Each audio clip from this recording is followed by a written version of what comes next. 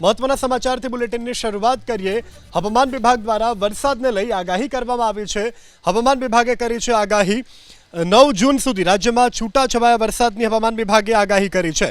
હવામાન વિભાગની આગાહી મુજબ 9 જૂન સુધી ઉત્તર ગુજરાત, મધ્ય ગુજરાત, દક્ષિણ ગુજરાત અને સૌરાષ્ટ્રના કેટલાક જિલ્લાઓમાં છૂટાછવાયા સ્થળો ઉપર હળવોથી મધ્યમ વરસાદ વરસી શકે છે। આજે રાજ્યના 25થી વધુ જિલ્લામાં હળવાથી મધ્યમ વરસાદ વરસી શકે, જ્યારે આવતીકાલે સૌરાષ્ટ્રના સુરેન્દ્રનગર, બોટાદ, ભાવનગર, અમરેલી અને ગીર સોમનાથમાં ગાજવીજ સાથે હળવાથી મધ્યમ વરસાદ વરસી શકે છે।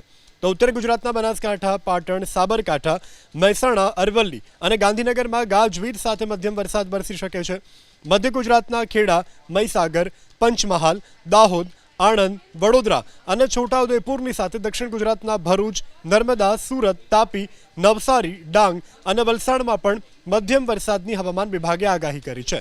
આ સાથે સંઘ પ્રદેશ, દીવ, દમણ અને દાદરા નગર હવેલીમાં પણ મધ્યમ વરસાદની હવામાન વિભાગ દ્વારા આગાહી વ્યક્ત કરવામાં આવી છે।